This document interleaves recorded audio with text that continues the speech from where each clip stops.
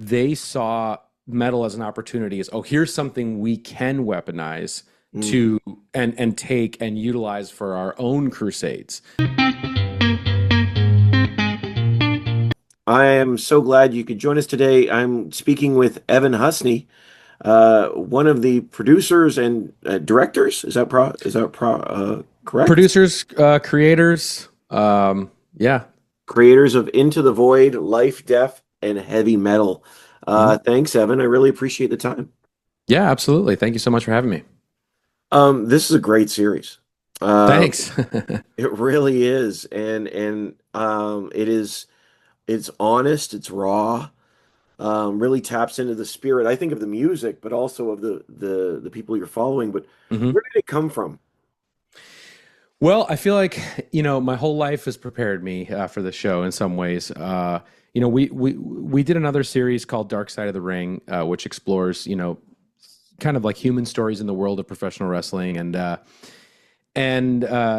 Growing up in Minnesota as a kid, deep in the suburbs, I was big into wrestling. I was big into metal, and heavy metal was huge for me. Growing up, it sort of broke me free of that sort of isolation of being out there and out there in the burbs, and kind of giving my own sense of individuality.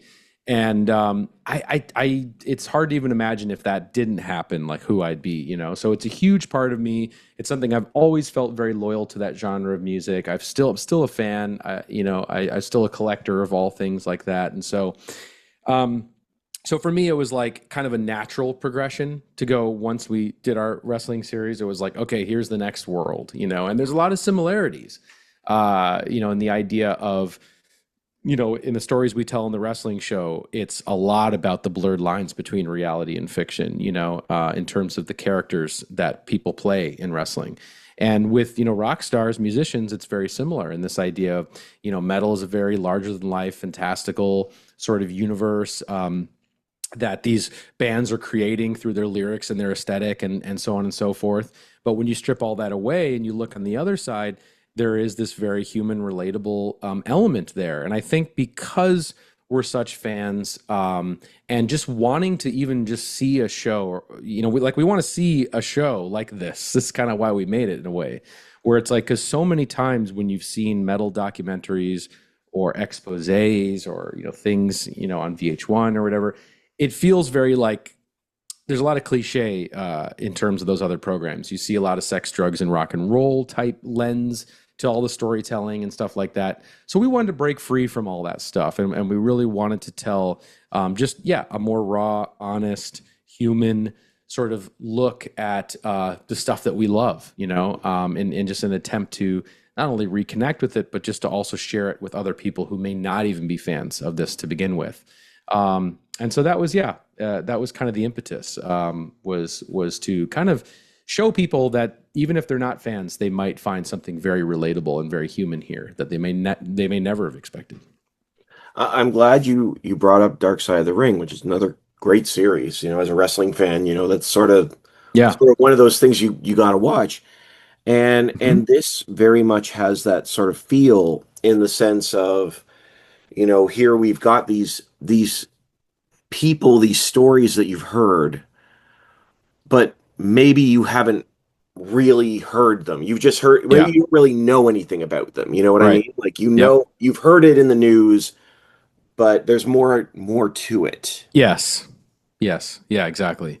Yeah. I mean, that was a huge factor in terms of how we approached some of these stories. I mean, the Randy Rhodes story, obviously Ozzy's guitarist, and his tragic passing is something that's like legend in music, and something that you've heard told in other forms of media, books, magazines, things in TV programs and things like that.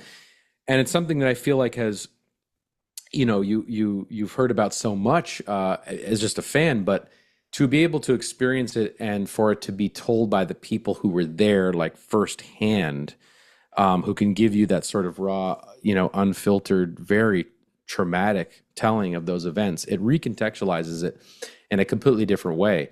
And that's kind of what we wanted to do is we wanted to take these stories that might on the surface seem very tabloid or, very sensational and kind of bring them down to the ground.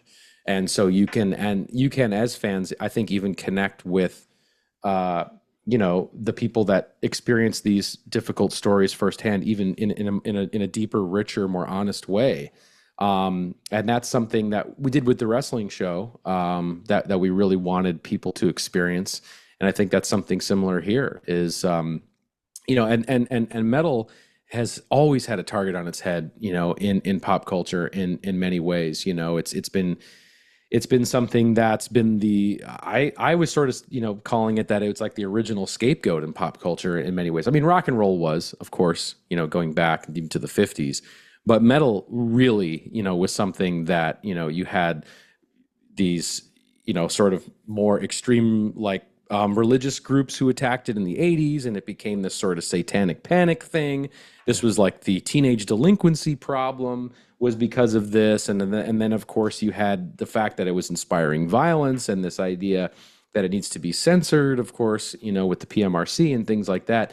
It's always been this lightning rod of controversy and this thing that's really been misrepresented, I feel like, not in that way in the media, but also like in pop culture. It also can get misrepresented in a different way where it does, like people do kind of put like the hair bands and the sort of the like Van Halen, Bret Michaels, thing. That's like what most people, when they think of metal, that's what they think of. They don't think of these real harder, darker, more extreme bands, and that's what we wanted to highlight because you don't typically see these bands featured when you see these other, you more see like the more mainstream hair bands getting featured in a piece like this.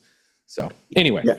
Yeah, and like one of the things I love about this is that it's not, I was kind of as I started watching the series, I'm like, oh, I think it's going to be this. It's just going to be about a certain type of music or a certain type of band, but you're really delving into all sorts of styles yeah, and meaningful things. And like I said, the Judas Priest episode, uh in the Iranian Metal Crusade, if you huh, will, are yeah, very different, yeah, sure, but still tap into that anxiety that you're talking about yeah. with heavy metal. Which I gotta ask, why is it that metal is such a lightning rod? Why is it perceived as such a threat over the years? Well, because I think first it's a form of expression that I feel like people take the darker energy, the sort of they like transform trauma, anger, alienation, exclusion, those types of things. It explores that sort of darker side of humanity, just like aesthetically, lyrically, things like that. And it's very provocative in terms of its image and things like that. And I think it frightens people, just like like a gory horror film would, in the 80s or things like that. It's pushing those boundaries, and that's what it's all about. It's all about pushing boundaries and kind of but also at the same time not being afraid to confront darker, more complex elements to humanity and to criticize those and to have those sort of conversations surrounding those things. And so and obviously a lot of that's time and place in terms of when this stuff was coming out. Like, if it comes out now, it's not as same as when it came out then, and Right. it was a totally different time then. But there are still things that can provoke. I mean, Confess, obviously, that's a more recent band, but their whole situation happens to be about the regime that they're under, that they live under, and of course, how what they were provoking and sort of like the flames they were stoking there in their home country, and the real consequences of that. But I think that's mainly the reason is it's always kind of been just something that's not really understood and as a means of expression, and it's always looked at as this is something that's bad for society, for whether that's from a like a far right religious group, or what, in the 80s, or from concerned parents or whatever. It's always been that. Well, I grew up in a very conservative home. I've Yeah. seen I in the Mhm. 80s, and I remember seeing a documentary on the evils of rock and all this stuff, and I'm like, Yeah. okay, all right. Yeah. So, Yeah. oh, they're trying to program us, it's the backmasking and all this stuff. It's Well, yeah. Yeah, well, there's that, right? But there's also, like, this other thing where, those same, conservative groups or whatever, they saw metal as an opportunity, as, oh, here's something we can weaponize mm, to and take and utilize for our own crusades. And mm, that's what the Judas Priest, episode is all about as well too. Is it's not just that it's misunderstood, misrepresented, but it's also like it's been a genre of music. You could say hip hop is similar too, but it's been a genre that's been weaponized, in terms of, basically being the thing that, is I guess the headline for all these, moral crusaders that go out there and try to, spread their message, and they can point to this because it's so low hanging fruit on a surface level, to them. Yeah. a- a- So and when you're scared, in yes, general, you need something to say, oh, it's this, and yes. it's often just good. But it's interesting because I mean, since we're in this plane anyway, Sure. the opening, I think it's the Randy Rhoads episode. They Yeah. talk about chemistry. I forget who it is, but they say there's chemistry in a band, but this was a spiritual experience. Yeah. Hmm. And I think that there's something, you mentioned horror movies. There's something about music Yeah. that connects on a deep level. And I'm saying Absolutely. it is that speaking out that is overthrowing. I use the term loosely Yeah. here, but upsetting the status quo, if you will. I think heavy metals sought to do Yes. that.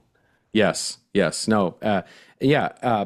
Absolutely. It's like I was saying. It's always been something that is about, pushing the envelope, and you know really sort of, you know yeah, taking a harder, more, harsher look at the things surrounding, our, humanity, and the things that are going on in the world. And that's something that's always been a characteristic of it, and not everybody likes that. Yeah, Yeah. yeah, absolutely. Well, I know, Evan, we're running out of time, but what is it that you hope that audiences take away from Into the Void?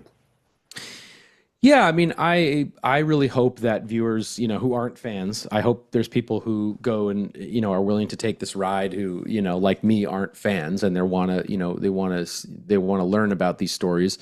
But we want people to see these artists really for who they really are, and they're just human beings that face and, go through the same struggles like many of us do, and that can really understand that split between who they are on stage as this larger than life persona, and who they are off the stage, and things like that. So I think, and also for people to see what drives the art, what motivated it, where it came from, and things like that, just to have sort of a deeper, richer understanding of the genre. And hopefully to come away with it as fans, or if you were a fan when you were younger and you haven't thought about it in a while, and it like reconnects you with that side, that passion, for this music. That would also be awesome too. But yeah, I think it's for mostly for people to find a common ground, a sort of way to relate to these stories and the people in them. I think that would be my most, uh, I guess, idealistic outcome of people watching the show. Awesome. Well, I appreciate it. Thanks so much. Thanks so much, Evan Thank Husney, you. the creator of Into the Void, Life, Death, and Heavy Metal, which is now streaming on Hulu. I think Hulu Disney Plus. Is that right? Yep, it'll be out on Hulu on September 22nd. September 22nd. Awesome. All right. Thanks so much. Have a great Thank day. you. Thanks. Mhm.